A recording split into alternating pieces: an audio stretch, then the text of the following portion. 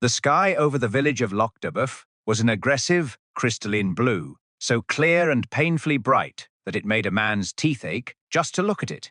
A biting frost had settled over the Scottish Highlands during the night, painting the heather a stiff, glittering silver and turning the breath of man and beast alike into thick plumes of white smoke. It was certainly no morning for police work, which suited Police Constable Hamish Macbeth perfectly. Hamish lay flat on his stomach on the frozen bank of the river, his long, gangling frame camouflaged by an old, oversized parka. Beside him, his dog, Lugs, lay equally still, his ears twitching only slightly at the sound of the rushing water. Hamish's hazel eyes were fixed on a shadowy shape holding steady against the freezing current. He moved with agonizing slowness, slipping his wire snare into the biting water. With a sudden, practiced jerk, a magnificent 20-pound salmon was hauled onto the frosted grass, thrashing violently. A quick blow dispatched the fish, and Hamish smoothly slid his prize into a large, canvas poacher's bag. "Right you are, Lugs," Hamish murmured, his soft Highland voice a comforting rumble in the freezing air. "That's breakfast, dinner, and a peace offering for Mrs. Wellington sorted." We were getting back to the warmth. He ambled back toward the police station, a sturdy stone building that also served as his home. As he approached, the shrill, demanding ring of the telephone bled through the frosted window panes. Hamish froze on the path. That would be Strathbane headquarters, possibly even Detective Chief Inspector Blair, looking to bark orders and ruin a perfectly good Tuesday. Hamish took a deep breath of the sharp air, unlocked the door, walked inside, and calmly ignored the phone. He carefully hid the salmon in the pantry, fed a generous scuttle of coal into the stove, and put on a massive, battered enamel pot of coffee. The phone gave one final, indignant trill and fell silent. Hamish smiled, stretching his long legs toward the heat of the stove. The world was peaceful. Peace, naturally, did not last. Realizing he was entirely out of milk for his coffee, Hamish was forced to trudge down the brae toward Patel's shop. The village waterfront was eerily quiet, the sea loch reflecting the cloudless sky like a sheet of dark glass. But as he neared the general store, a high-pitched, aggressively loud voice shattered the Highland tranquility. I was assured the property possessed rustic charm. The voice was braying from inside the shop. Rustic charm does not equate to a collapsed roof, a distinct smell of sheep dip in the parlor, and a pile of unidentifiable bones in the garden. And furthermore, how can a shop in the 21st century not stock oat milk? Hamish sighed, his shoulders drooping into his customary slouch as he pushed open the bell-chimed door. Standing in the center of the shop, looking entirely out of place, was a Sassenach. He was a plump, red-faced man in his late 40s, wearing a brand-new, remarkably clean tweed suit that looked as though it had been purchased from a theatrical costumer rather than a tailor. He was waving a pair of expensive leather gloves at Mr. Patel, who was staring back with an expression of profound, weary patience. "We have cow's milk," Mr. Patel offered mildly, "or a tin of condensed, if you are feeling adventurous, Mr. Crisp." "Adventurous?" "I am trying to establish a high-end wellness and foraging retreat, my good man. One cannot forage a tin of condensed milk." Barnaby Crisp pivoted sharply as the door closed behind Hamish. He looked the lanky policeman up and down, taking in the untidy red hair, the slightly frayed cuffs of Hamish's uniform, and the generally sleepy expression on his face. "Ah, the local constabulary, I presume. Good. I have a complaint to file." Hamish ambled forward, looking spectacularly dim. "Is that a fact, sir? And what might be the nature of this complaint?" "Squatters, vandalism, general Highland incompetence," Crisp said, walking to Hamish. "I am Barnaby Crisp. I recently purchased the old McLean Crofter's cottage on the edge of the moor. Sight unseen, I admit, but the estate agent assured me it was a blank canvas. I arrived this morning with my contractors in a convoy of transit vans, only to find the place is a disaster zone. There is an immense padlock on the cellar door that wasn't on the surveyor's report, and the locals have clearly been using the property as a dumping ground." Hamish knew the old McLean Croft well.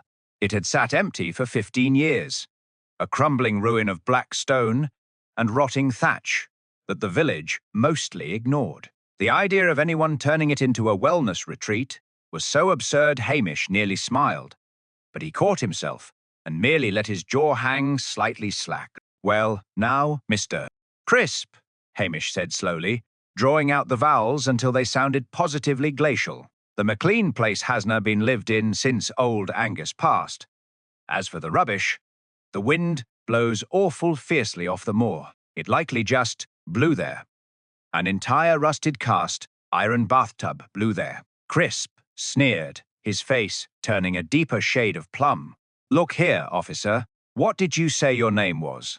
"Macbeth, Constable Macbeth." "Well, Macbeth, I want you up there today to force that cellar padlock. I need to inspect the foundations. I will not have my London contractors sitting around idle on day rates while we wait for a rusty lock to be dealt with. I also want a full report on the trespassing." "Aye, well, breaking locks isn't exactly police work, sir," Hamish murmured, scratching his head beneath his cap. "You'd be better off fetching a crowbar from the hardware aisle right behind you." "Are you refusing to assist a ratepayer?" Crisp demanded, stepping closer. Hamish looked down at him, his hazel eyes completely unreadable.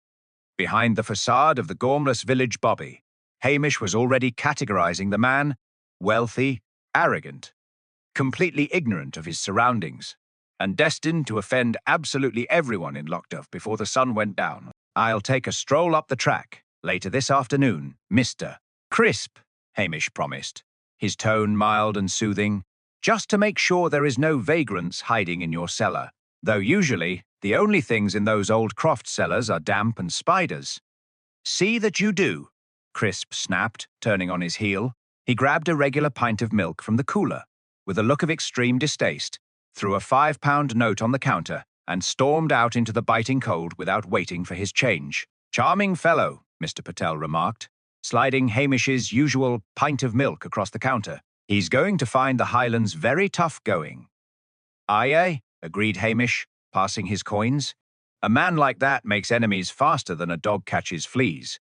Hamish didn't know it yet, but as he walked back to the police station to finally enjoy his coffee, he was entirely correct. Barnaby Crisp had already made several enemies in Lochdubh, and by tomorrow morning, whatever was hiding behind that heavy padlock in the McLean cellar was going to ensure the Sassenach's Highland adventure came to a very abrupt, very permanent end. The following morning brought a sky the colour of a bruised plum, heavy with the promise of snow. Hamish Macbeth sat at the scarred wooden table in the police station kitchen, a battered fork in one hand and a mug of strong black coffee in the other. Before him lay the glorious, pink flesh of the poached salmon, swimming in a pool of melted butter. Lugs sat at his feet, thumping his tail rhythmically against the linoleum. Hamish had just raised the first perfect flaky bite to his mouth when a frantic hammering rattled the heavy wooden door of the police station. Hamish paused, glaring at the door. "Go away," he muttered to the wood. "I'm contemplating the majesty of the law." The knocking escalated to a desperate pounding, followed by a muffled shout. With a heavy sigh that spoke of the world's endless injustices, Hamish lowered his fork. He tossed a small scrap of salmon to Lugs, wiped his mouth with the back of his hand, and dragged himself out of the kitchen. He pulled open the door to find Liam, a young local lad who had hired himself out to Barnaby Crisp's London contractors as a general dog's body. Liam was pale, his eyes wide and panicked, completely ignoring the freezing wind whipping off the lock. "Hamish," Liam gasped, clutching the doorframe, "you've got to come up to the old McLean Croft. It's the Sassenach." "Mr. Crisp, has he found another bathtub on the moor?" Hamish asked mildly, leaning against the doorpost and making no move to fetch his coat. "He's dead, Hamish," Liam whimpered. "He's in the cellar. It's awful. You've got to come." Hamish stared at the boy for a long moment, his slow brain rapidly shifting gears behind his sleepy eyes. The salmon would go cold. The butter would congeal. His peaceful Wednesday was utterly destroyed. "Right," he said heavily. "Let me get my boots." The trek up to the McLean Croft was a miserable affair. The wind howled across the open moorland, biting through Hamish's worn regulation greatcoat. Lugs trotted faithfully at his heels, whimpering softly at the cold. The croft itself sat on a bleak rise, a cluster of dilapidated black stones looking like missing teeth against the bruised sky. 3 shiny white transit vans were parked haphazardly on the frozen mud track. A small group of men in bright, clean, high-visibility jackets stood shivering in a huddle, smoking nervously, and looking as though they wished they were anywhere else in the world. Hamish ambled past them without a word. His posture slumped, looking every inch the useless village Bobby out of his depth. He ducked under the low stone lintel of the croft and made his way to the back of the house, where a set of worn stone steps led down into the earth. The smell hit him first. It was a potent, gag-inducing mixture of ancient damp, rotting potatoes, and the sharp, metallic tang of blood. "Stay, lugs," Hamish murmured. He flicked on his heavy police torch and descended into the gloom. The cellar was a wide, low-ceilinged space carved directly into the bedrock. In the center of the dirt floor sat a massive, antique wooden vat, a relic from a century ago when the Crofters used to salt down mutton and herring to survive the brutal Highland winters. Barnaby Crisp was no longer complaining about the lack of oat milk. He was shoved headfirst into the colossal wooden vat.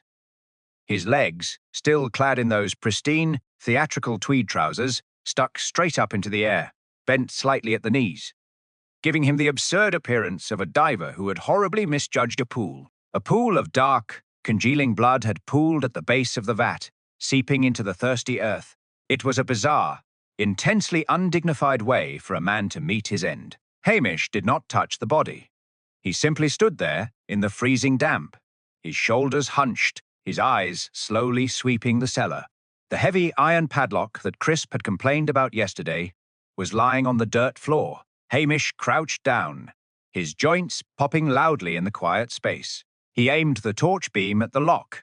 It hadn't been forced or cut with bolt cutters. It had been opened with a heavy, old-fashioned iron key. Crisp had not possessed that key yesterday. Someone else had opened this door. Someone who knew exactly what was down here. Hamish straightened, shining his light around the perimeter. He noted a set of fresh scuff marks in the frost near the cellar steps. Too small for a builder's heavy boot. He filed the details behind his vacant expression. He walked slowly back up the stairs into the biting wind. The London foreman, a burly man with a thick accent, stepped forward. "Well, mate, you calling for the real police, or what?" Hamish looked at him with deceptive mildness. I'll be calling Strathbane." He shoved his hands into his pockets, staring bleakly out over the frozen loch. The only thing worse than murder was the inevitable arrival of Detective Chief Inspector Blair. The man would bring enough shouting to ruin his peace for a month. Hamish sighed mistily. His poached salmon was ruined, and his nightmare was just beginning. The arrival of the Strathbane police force was signalled by a cacophony of sirens that shattered the silence of the hills, followed by the screeching of tyres on the icy, narrow track. Hamish, who had been leaning against a moss-covered wall trying to appear as though he were contemplating nothing more taxing than the flight path of a local crow, shielded his eyes as a sleek, mud-splattered patrol car skidded to a halt. Out stepped Detective Chief Inspector Blair. He was a man who seemed to occupy more space than his physical dimensions should allow. His face a permanent, mottled shade of crimson, exacerbated today by the biting wind. He was followed by a cluster of younger officers who looked equally grim and far too impressed with their own importance. "Macbeth," Blair bellowed, his voice echoing off the surrounding crags. He didn't mind a greeting or a nod. He marched straight up to Hamish, his thick, gloved finger poking the air inches from Hamish's nose. "I hear you've managed to turn a simple property dispute into a murder inquiry. Is there anything at all, that you cannot manage to botch?" Hamish allowed his posture to slacken further, his eyes drifting vaguely toward the distant mountains. "It was the contractors, sir. They found him. And you were, of course, doing absolutely nothing of use."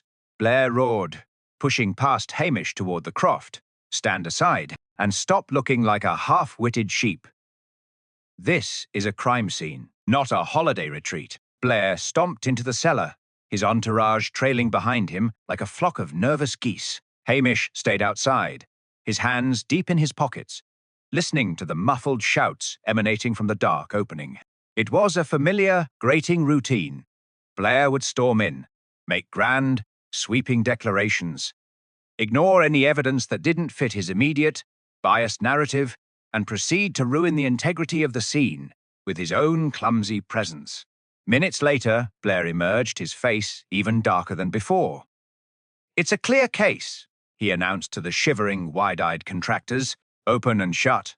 An intruder from the village, likely motivated by petty theft, panicked and shoved the victim into that vat. It's exactly the sort of backwards, localized violence I've come to expect from this godforsaken patch of nothingness." He pointed a thick, meaty finger directly at a local youth, a quiet boy named Davy, who had been hovering near the edge of the property line, clutching his cap in terror. You were seen loitering here yesterday?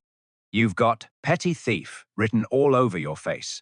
Arrest him and get him in the car before he tries to run back into the heather." "He was just painting the fence, sir," Hamish interjected, his voice soft, almost apologetic. "Silence, Macbeth," Blair barked, his face pulsing with rage. "You are completely out of your depth. Your incompetence is a stain on this department.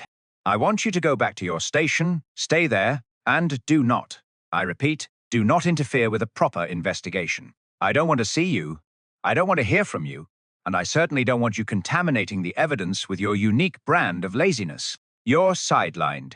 You hear me? Completely sidelined." "Yes, sir," Hamish said, looking down at his boots, as if crushed by the reprimand. As the officers began to manhandle the protesting, weeping Davy into the back of a squad car, Blair turned back to Hamish, his eyes narrowing with pure, unadulterated disdain. "I've half a mind to recommend you for a desk job in a city where you can't do any more damage. You're a disgrace to the uniform, Macbeth. Now get out of my sight before I charge you with obstruction." Hamish didn't wait for a second invitation. He turned slowly, his walk a perfect caricature of a man who didn't care about anything, and began the long, cold trek back down toward the village. Behind him, he could hear Blair's booming voice continuing to berate his team, ordering them to canvass the village and round up any other likely suspects who looked sufficiently disreputable. Hamish felt no anger, only a cold, methodical focus.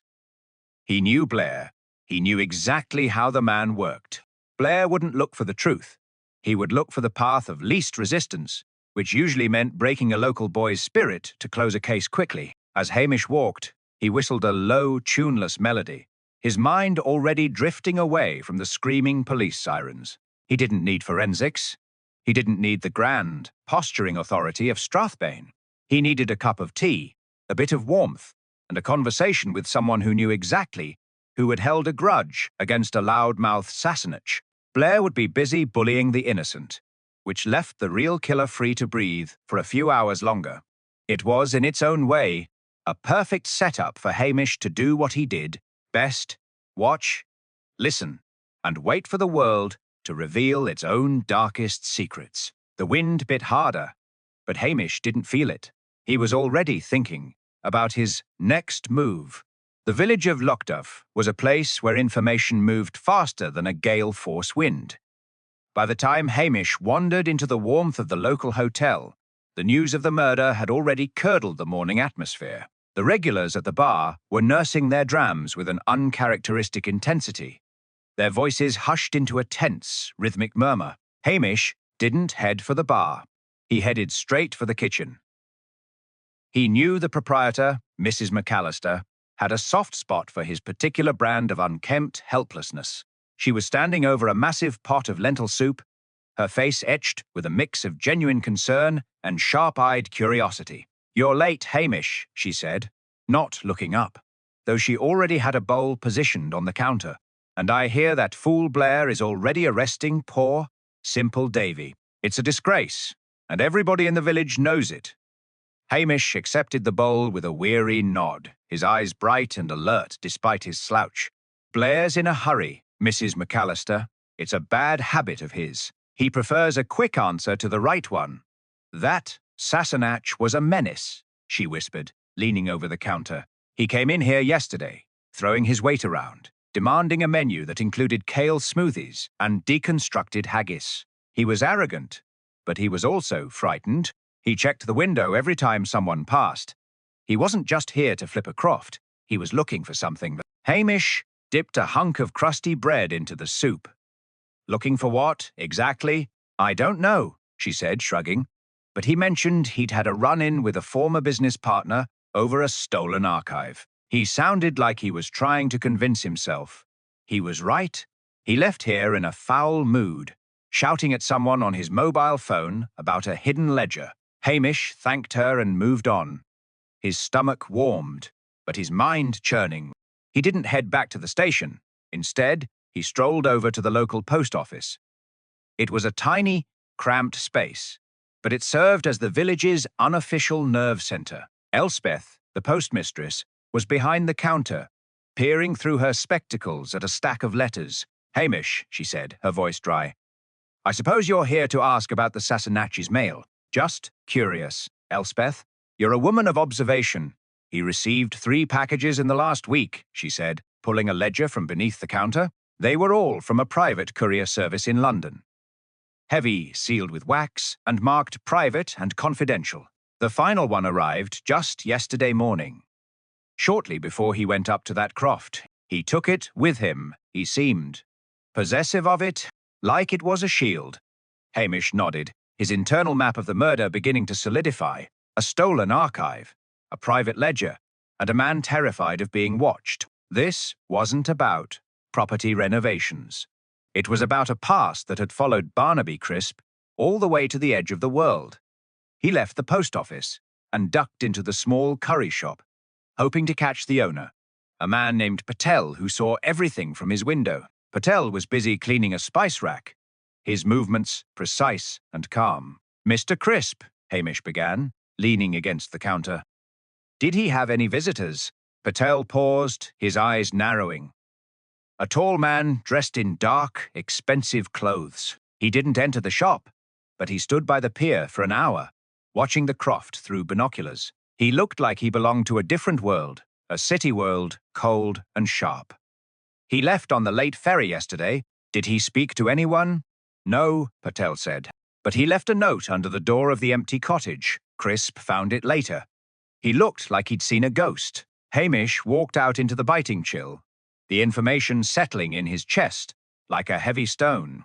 The obvious suspect, Davy, was a convenient scapegoat for a man who didn't want the truth about his past to surface. Blair was playing exactly into the killer's hands, ignoring external threats. He didn't have to report to the station. He had everything he needed to start dismantling the narrative of an accidental crime.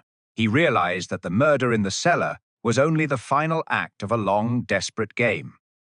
He felt a rare, sharp spike of adrenaline. He was no longer just a lazy policeman. He was the only thing standing between a murderer and the quiet peace of his village. He turned toward the moors, his pace quickening. The game was afoot, and he was the only one who realized it. The wind had shifted, carrying the biting, wet scent of incoming sleet from the Minch, when Hamish finally retreated to the sanctuary of the local hotel. His boots were caked in mud, and his greatcoat was heavy with moisture. But his mind was sharp, whirring with the details he had collected. He needed a sounding board, someone whose perspective was sharpened by the very social stratum that Barnaby Crisp had tried so desperately to infiltrate. He found Priscilla Halberton Smythe sitting in the hotel's small, drafty lounge, a book in her lap and a cup of lukewarm tea at her elbow. Priscilla was the daughter of the local squire, a woman whose beauty was often eclipsed by her terrifyingly quick intellect and a social standing that made her an untouchable force in the village. You look like a drowned rat, Hamish, she said, not looking up from her book. And I suspect the misery currently unfolding at the McLean Croft has something to do with it. You have that? I'm trying to look stupid expression, which usually means you've discovered something incriminating. Hamish let himself collapse into the armchair opposite her, his long legs stretching out until they occupied half the room. The Sassenach is dead, Priscilla. Stuffed in a barrel like a piece of salted herring. Priscilla closed her book with a soft snap, her eyes sharp and clear as mountain water, fixed on his. Barnaby Crisp, the man who thought he could buy his way into the Highland lifestyle. I heard the gossip. Blair is already parading young Davy before the local magistrate, isn't he? It's a pathetic, predictable move. Hamish sighed, reaching for a scone from the plate on the table. Blair wants a quick win, and he's willing to sacrifice the truth to get it. But there's a missing piece. Crisp wasn't here for wellness retreats. He was running from something. A ledger, a stolen archive, a man in a dark coat watching him from the pier. Priscilla leaned forward, her voice dropping to a low, conspiratorial murmur. Crisp was a middleman, Hamish. He made his money in the darker corners of the art world, buying and selling items with questionable provenances. He was no gentleman, he was a scavenger. If he had a stolen archive, he wouldn't have been hiding it in a croft. He would have been using it as leverage against someone very dangerous. You think he was blackmailing someone? I think he was trying to, she countered, her brow furrowed in concentration, and people who are blackmailed, especially in those circles, do not send solicitors, they send professionals. If a man in a dark coat was watching him, it was no business partner. That was a debt collector of a very permanent variety. Hamish chewed his scones slowly, the pieces of the puzzle fitting into place with a sickening click. But why the croft? Why here? Because he thought he was invisible, Priscilla said, gesturing toward the frosted window. He thought a place like Lochdubh was too small, too slow, and too insignificant for anyone to bother looking. He underestimated the reach of his enemies, and he fundamentally misunderstood the nature of this village. We see everything, Hamish. He wasn't hiding from the world. He was just waiting for his own shadow to catch up to him. She paused, her gaze softening slightly. You need to be careful. Blair is a bull in a china shop, but you're playing with fire. If the people who killed Crisp are still nearby, they won't care about your badge or your laziness. They'll just see another obstacle. I'm not a hero, Priscilla, Hamish said, though the faint, wry smile on his lips betrayed him. I'm just a policeman who wants his peace back. If that means catching a murderer before Blair ruins the entire investigation, then so be it. Priscilla stood up, smoothed her skirt, and reached over to pat his hand. Her touch was brief, cool, and grounding. Just don't let your laziness get you killed, Hamish. There are people in this village who would be very put out if you weren't here to solve the next crisis. And I suspect that given the current state of things, this is only the beginning. As she walked away, the scent of her perfume lingering in the cold air, Hamish sat still, letting her words sink in. She had given him the final perspective he needed. The murder wasn't a localized petty crime. It was a professional execution, carried out by someone who had underestimated the very environment they chose for the kill. He looked at his hands, calloused and steady. He had the motive, he had the context, and he knew, with a certainty that settled in his bones, that the killer was still close. He didn't need forensics or high-tech labs. He needed to play the fool just a little longer. He needed to make the killer believe that the useless constable was exactly that. He finished his tea, stood up, and adjusted his coat. The sleet was beginning to tap against the glass. A rhythmic, insistent sound. It was time to return to the cold and finish what someone else had started. He had a trap to set, and he knew exactly how to make it look like an accident. The following morning, the sky was a sheet of unrelenting, iron-grey slate. Sleet had turned to a dusting of fine, powdery snow, coating the village in a deceptively serene blanket of white. Hamish Macbeth, however, was not admiring the scenery. He was standing outside the station, watching DCI Blair pace back and forth like a caged, angry bull. Blair had finally finished his interrogation of young Davy. The poor lad had been released, sobbing and shaking, after hours of being bullied into a confession that didn't hold water.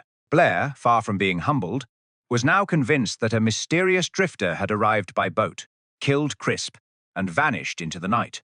It was a convenient, untraceable theory that allowed Blair to blame his failure to find a concrete lead on the geographic complexities of the Highlands. It's the currents, Macbeth, Blair shouted, gesturing wildly at the dark water of the loch.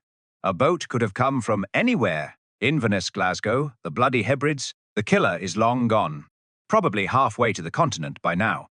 I'm closing the file on the scene and focusing on the port authorities. Hamish stood with his hands in his pockets, his posture appropriately slump-shouldered and dull. Aye, sir, seems the only logical conclusion. Blair glared at him, clearly irritated that he wasn't being challenged. Of course, it's the logical conclusion. You do well to stop trying to think. It clearly puts a strain on you. Now, I'm off to report to HQ. Keep this place quiet.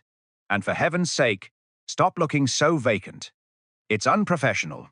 As Blair's car roared away, leaving a plume of exhaust in the frigid air, Hamish let out a long, slow breath. He turned and headed back toward the McLean Croft. He needed to verify the one thing Blair had dismissed as irrelevant. The discarded note that Patel had mentioned. The Croft was deathly quiet. Hamish navigated the frozen mud, his eyes scanning the ground. Near the cellar entrance, half buried under a light dusting of snow, he found it. It wasn't just a note, it was a printed receipt from an expensive London auction house, dated 2 weeks prior. On the back, someone had scrawled a single frantic sentence. The archive is in the hollow stone by the well. Meet me, or the ledger goes to the police. Hamish looked at the note, then at the old stone well that sat in the middle of the overgrown garden. He walked over, his movements slow and deliberate. He didn't look like a detective. He looked like a man checking for a lost coin. He reached into the crumbling stonework of the well's upper rim. His fingers brushed against something cold and hard, a leather bound notebook tucked deep into a crevice. He pulled it out, keeping his back to the road, and flipped it open. It wasn't a ledger of accounts. It was a diary, filled with names, dates, and amounts paid for stolen antiquities. It was, in essence, the stolen archive Crisp had been using for leverage, and the final entry, written in a shaky hand, mentioned a meeting with a man named Arthur, an associate who had been threatening to go to the authorities if he didn't receive his cut of the proceeds. Arthur, the man in the dark coat. Hamish closed the book and slipped it into his inner pocket. The pieces fell into place with a sudden, jarring clarity. The murder hadn't been about a random intruder or a local thief. It had been a business transaction turned sour, a desperate move by an associate who had come to collect and found that Crisp wasn't willing to pay. Blair's entire theory about the mysterious boat was a complete fabrication, a red herring that had blinded him to the human reality of the crime. The murderer wasn't a phantom from the sea. The murderer was someone who had been here, in the village, coordinating the arrival of the archive, likely waiting for the right moment to eliminate the middleman. Hamish looked back toward the village, his expression hardening. He had been looking for a villain, but he had found a business partner. The obvious path was a lie, and the hidden reality was far more pedestrian and greedy. He realized with a grim sense of satisfaction that he had effectively neutralized Blair's incompetence, while the DCI was busy chasing shadows at the ports. Hamish was holding the smoking gun oar, at the very least, the reason why it had been fired. He walked away from the croft, his long strides covering the ground with an efficiency that would have surprised anyone who saw him. He needed to find Arthur, and he knew exactly where a man like that would be hiding. He wouldn't be on a boat. He would be waiting for the next move, expecting that the local idiot policeman had already given up on the case. It was time to show the world, and perhaps even DCI Blair, that there was more to the Constable of Lochdubh than just a lazy smile and a bottomless pot of coffee. The trap was ready, and he didn't need any help from Strathbane to spring it. Hamish stood on the crest of the hill, overlooking the loch, the wind tugging at his coat as he stared down at the village. The cold bite of the Highland air usually brought him a sense of clarity, but today it carried the heavy weight of realization. He now understood that Barnaby Crisp's death was not the result of a grand, sweeping conspiracy or a high-stakes criminal empire. It was something far smaller, far meaner, and infinitely more human.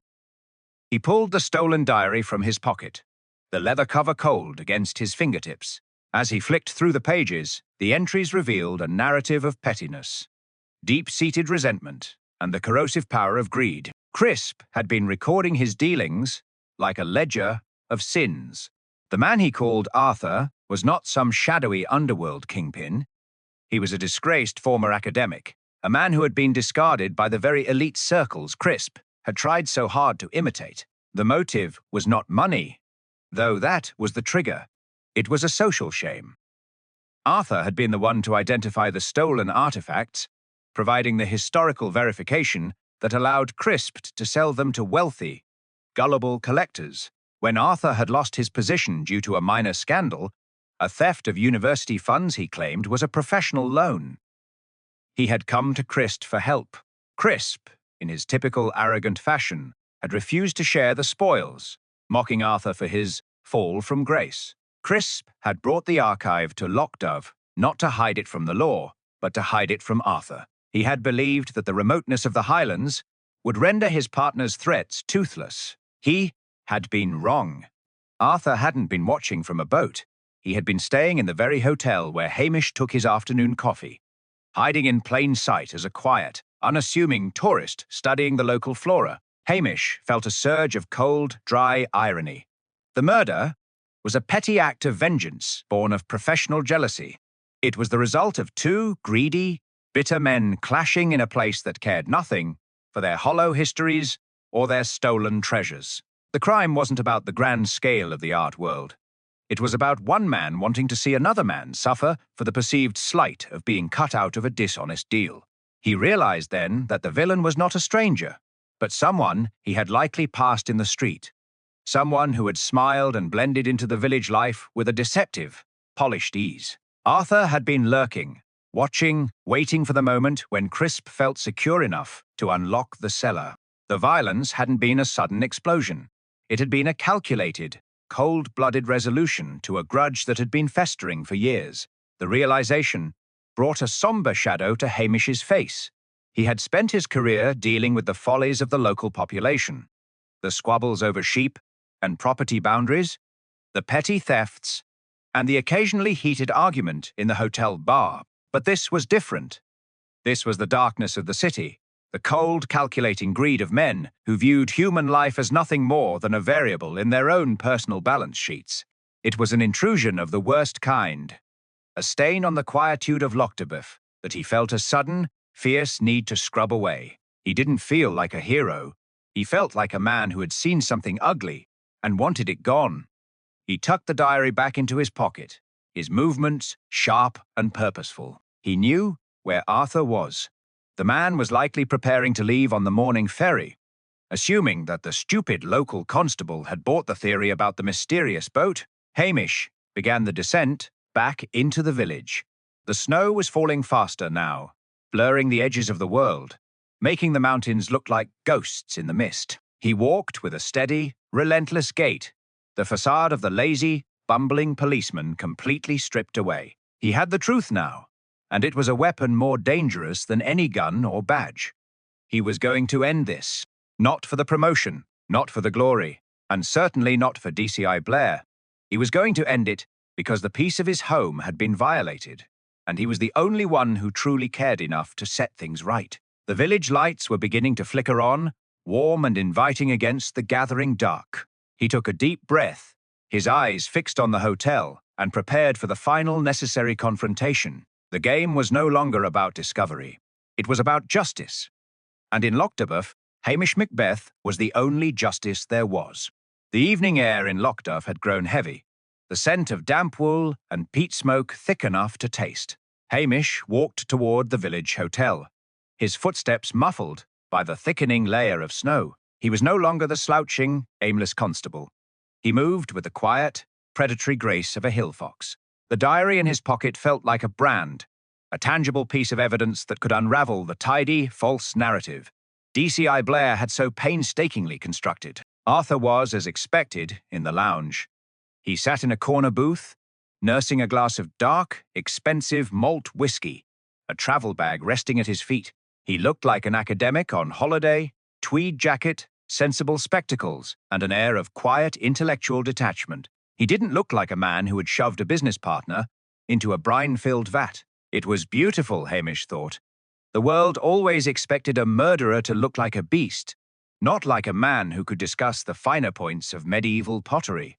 Hamish pushed through the door, the bell jingling with a sharp, insistent sound. He walked straight to the bar, deliberately clattering his boots. Patrons paused, sensing the shift in the atmosphere. Hamish didn't look at Arthur directly. He kept his eyes on the barman, his face slackening into that practiced, sleepy-eyed mask that had infuriated Blair for years. "Evening," Hamish said, his voice a slow Highland drawl. "Terrible weather for travelling. Roads are closing faster than a clam." The barman nodded, wiping the counter. "Aye, Hamish, the ferry's cancelled for the night. Nobody's getting off the island until morning." Hamish let out a long, exaggerated sigh.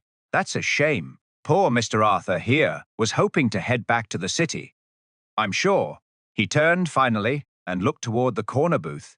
He met Arthur's eyes, holding his gaze with a look of profound, vacuous stupidity. "Quite a business, that, with Mr. Crisp. DCI Blair thinks the killer hopped on a boat and vanished. Can you imagine? Some mystery man from the sea." Arthur stiffened slightly, his grip tightening around the glass of whiskey. His composure remained intact, though his smile was a little too thin, a little too precise. "It's a tragedy, officer, though. I suppose in a place like this, people are prone to these kinds of impulsive acts." "Aye," Hamish agreed, wandering closer. He didn't sit down. He leaned against the table, his elbow knocking against a plate of crumbs, making a loud, clumsy sound. "It's the archive that bothers me, though.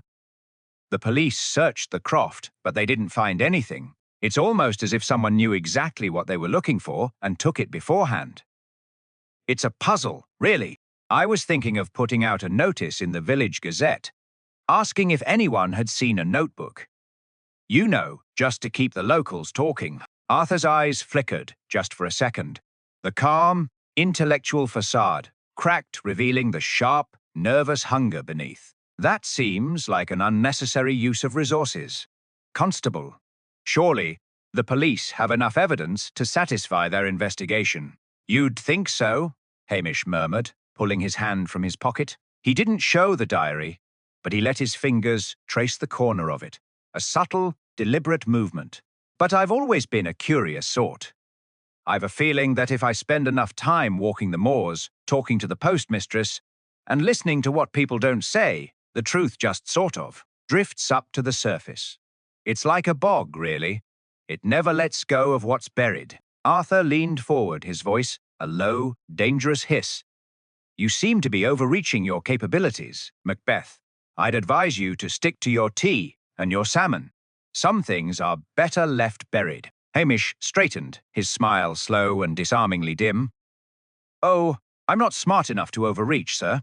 I'm just a local constable. But I did find something in the well today. A bit of paper. It mentioned a name." "Arthur, does that happen to be a name you're familiar with?" He saw the panic then, a sudden, sharp intake of breath, a tightening of the facial muscles that no amount of academic training could conceal. Arthur stood up, his chair scraping harshly against the floor. He knew that the useless policeman had not only found the evidence, but was currently dangling it in front of him like a lure. Hamish did not seek a weapon. He didn't need one. He had the truth, and he had the psychological advantage. He watched Arthur struggle, the man's eyes darting toward the door, then back to the notebook in Hamish's pocket. The trap was set. Arthur couldn't leave, and he couldn't kill Hamish in front of a room full of witnesses without confirming his own guilt. Hamish took a slow, leisurely sip of the water he'd asked for, his eyes never leaving the killer's face. He could see the desperation rising, the frantic calculation of a cornered man. He felt the cold, hard weight of the diary in his pocket and knew he had won. Arthur was going to make a move, and when he did, he would be walking straight into the arms of the justice Hamish was waiting to deliver. The room felt suddenly intensely quiet, as if the entire village were holding its breath, waiting for the final act to begin.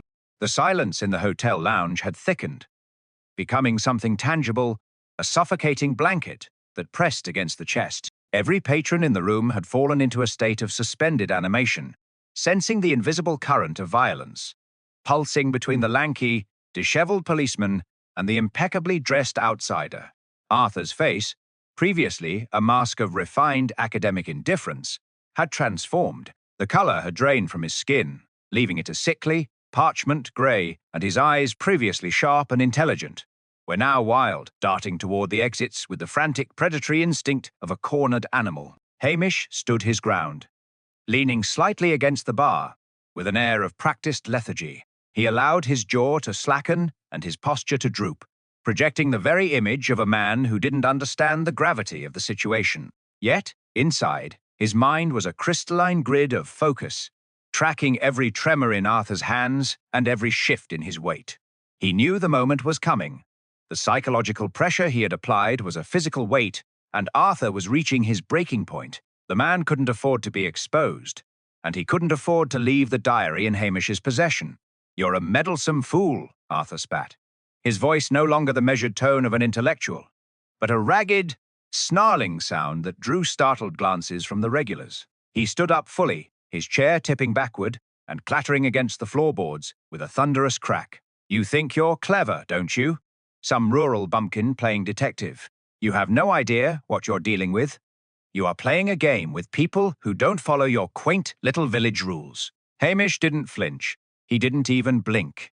He merely tilted his head to the side, wearing a look of mild, bewildered surprise. "Rules? Oh, I don't know much about rules, Mr. Arthur. I just know that someone stuffed a man into a brine vat. And that's generally frowned upon around these parts. It makes the tourists nervous, and the locals have to deal with the smell for weeks. It's an inconvenience, is what it is." Arthur surged forward, his speed surprising for a man of his build. He lunged across the small distance, separating them, his hand darting toward Hamish's inner pocket, where the diary was hidden. It was an impulsive, desperate act, a clean, decisive strike intended to reclaim the leverage that would ruin him. But he had fundamentally miscalculated his opponent.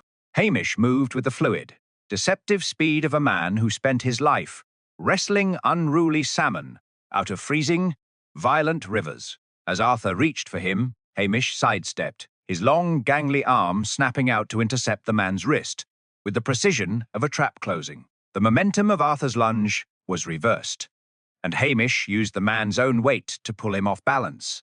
With a swift, practiced motion, Hamish brought Arthur down to the floor, pinning him with a weight that was surprising, given his lean frame. Arthur thrashed, his face pressed against the dusty floorboards, his expensive suit jacket bunching up under the strain.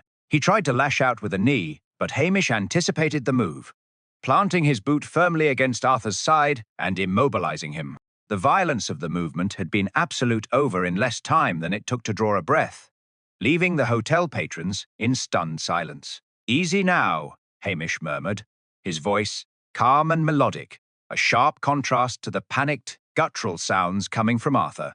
"There's no need to stage. It's bad for padding." Arthur's face was pressed against the wood, his eyes bulging with rage and terror. You incompetent bastard, you think this will hold? You think you can just march me to your little station? I have connections. I have influence. You're nothing but a pathetic, lazy peasant." "Maybe so," Hamish replied, pulling a pair of worn steel handcuffs from his belt with a casual efficiency that betrayed his earlier sloth. "But I'm the peasant holding the evidence, and I'm the one who's going to be writing the report. And I suspect that when the authorities find out you were the one who orchestrated this, your connections are going to find you to be a very expensive liability." The arrest was messy, the chairs toppling, the air filled with the sharp, acidic tang of spilled whiskey and the heavy metallic scent of fear. As Hamish clicked the handcuffs into place, the sharp, authoritative snap echoing through the room, Arthur's body went limp, the fight draining out of him as the realization of his defeat settled in. He was no longer a dangerous criminal mastermind.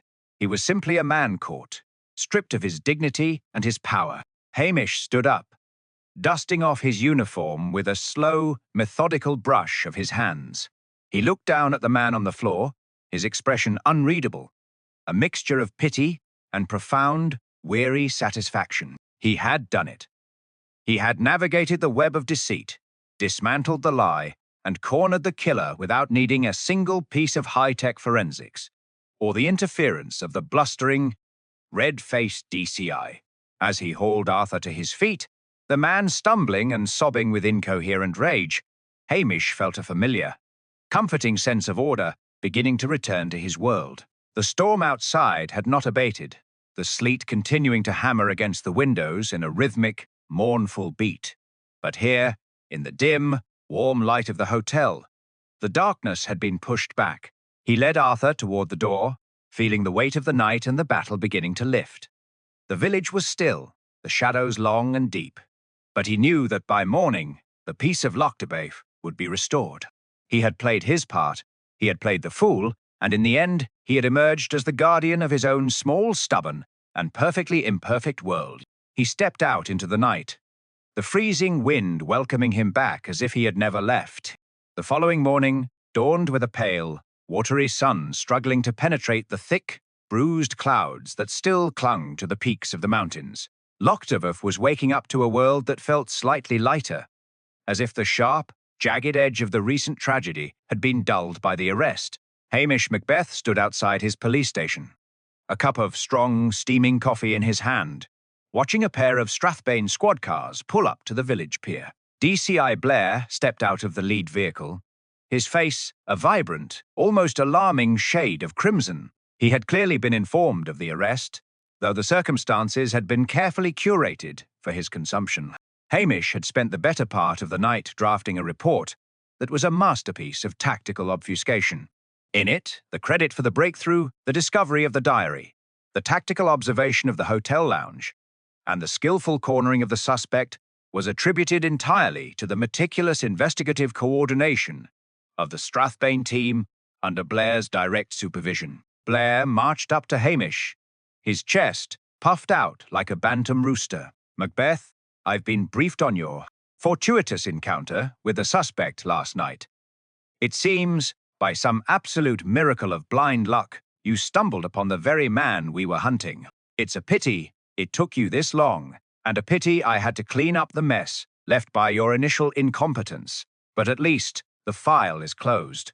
Hamish bowed his head, allowing his shoulders to slump into his classic, defeated slouch. "Aye, sir. It was a bit of luck, I'll admit. If you hadn't been putting such pressure on the surrounding districts, I'm sure he would have vanished long ago. You provided the framework, sir. I just filled in the gaps." Blair preened, his eyes narrowing with a mix of disdain and genuine satisfaction. He loved the narrative that he was the mastermind of the operation, that the village idiot had simply been a lucky instrument of his grand strategy. Indeed, it was a well-executed plan, despite your best efforts to derail it. I've already contacted the chief superintendent. I've ensured that the commendation for this capture will reflect the professional standards of the Strathbane force. As for you, Macbeth, consider this your one reprieve. I've decided against the transfer. For now, you're clearly too well suited for this quiet, stagnant little pond to be of any use in a real city. Hamish allowed himself a faint, almost imperceptible smile. The thought of a transfer, of being forced into a bustling, concrete city, was a prospect he detested with every fibre of his being. By handing Blair the victory, he had secured his continued existence in the place he loved. He had sacrificed his pride, but he had protected his peace. "I'm grateful for your consideration, sir. It's a comfort to know I can continue serving in the way I'm best suited." "Don't get sentimental on me, man," Blair snapped, waving a hand dismissively, as his officers began the process of transporting Arthur away from the village. "Just keep your head down, keep your station clean, and try not to attract any more unnecessary attention. I don't want to hear another word about hidden archives or local grudges. It's all highly irregular, and frankly, beneath the dignity of this department." As the cars pulled away, sirens blaring, the village began to return to its natural, slow-motion rhythm. The postmistress was opening her shop, Patel was arranging his spice rack, and the usual morning bustle was resuming its quiet, predictable flow. Hamish watched the vehicles disappear around the bend in the road, the silence returning to the hills like a soft, familiar blanket. He didn't care that his colleagues in Strathbane would look down on his report as the work of a man who couldn't recognize a real detective if it hit him in the face. He didn't care that his role in the case would be relegated to a footnote of good fortune. and local assistance. He had preserved Lochdubh's holiness. The murderer was gone, the village was safe, and most importantly, he was still here. He walked back into his kitchen, the air inside warm and smelling of roasted coffee and wood smoke. He felt a profound, quiet surge of contentment. He had played the fool for the world, but in the silence of his own home, he knew exactly what he had accomplished.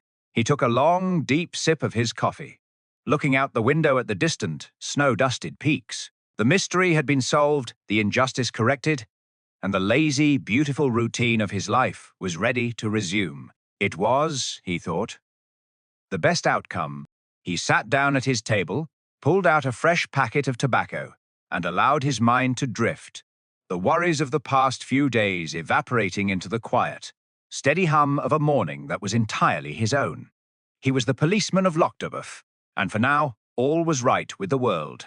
The true mark of a Scottish winter, Hamish had always believed, was not the ferocity of the gale or the depth of the snowdrifts, but the profound, resonant silence that followed a storm. By the following Tuesday, the village of Lochdubh had settled into a state of glassy, frozen stillness. The dramatic arrival of the Strathbane police, the sirens, the frantic posturing of DCI Blair, and the sudden, violent end of the Sassenach. All of it felt like a dream that had been abruptly cut short by the morning light. Hamish stood on the edge of the sea loch, his boots crunching against the hard-packed snow. The water was perfectly flat, a dark, mirror-like surface, reflecting the stark, white, dusted crags of the mountains. The air was so cold it felt clean, sharpening the senses and washing away the lingering, metallic taste of the murder investigation. He reached into his pocket and pulled out a small, dried bit of heather, turning it over in his calloused fingers. The village was back to itself, the rhythm of life resuming its slow, deliberate pace, as if the interruption had never occurred. He walked past the hotel, where the local regulars were already beginning to gather, the sound of low, comfortable laughter drifting through the partially open door. He didn't stop. He didn't want the fuss. He didn't want to be hailed as a hero, or asked for the 1000th time what it was like to face down a man like Arthur. He wanted the anonymity of being the village Bobby, the man who was just there, always present, yet somehow entirely out of the way. He climbed the path back toward his station, the small, sturdy stone building, looking like an anchor in the vast, shifting landscape. As he neared the door, he heard a soft, familiar thump. Lugs was sitting on the porch, his tail giving a single, lazy wag of greeting. Hamish reached down to scratch the dog behind the ears, a small, genuine smile finally touching his lips. "Aye, lad," he murmured, his voice sounding warm in the biting air. "It's been a busy few days, but the peace is back, and that's what matters."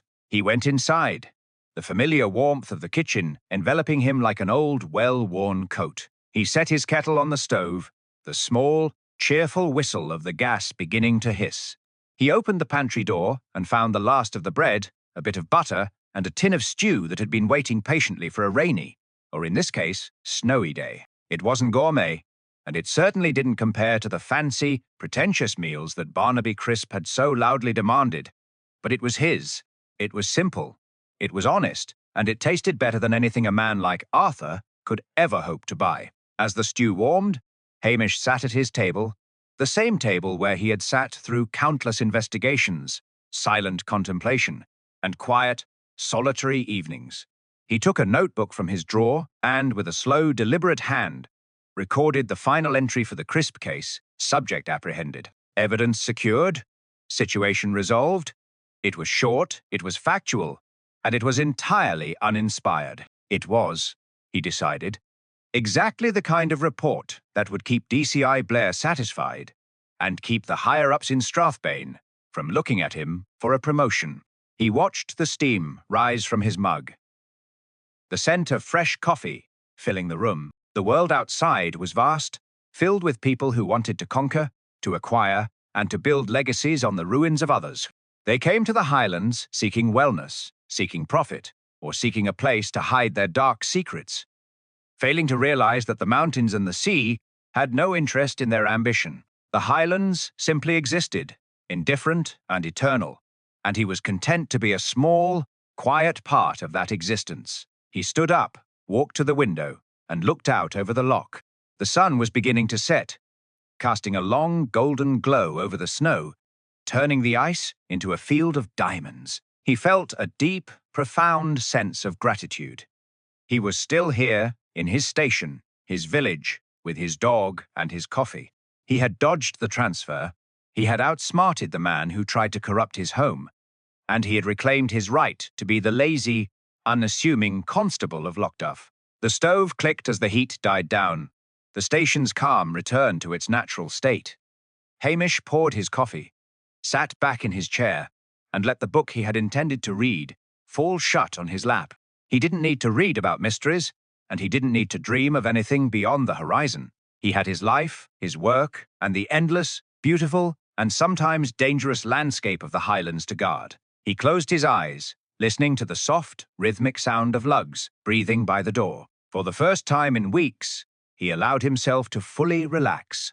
The mystery was over, the ledger was closed, and the world was once again exactly as it should be. He took a long, steady breath of the cool air, and as the darkness settled over the village, he was finally, perfectly at peace.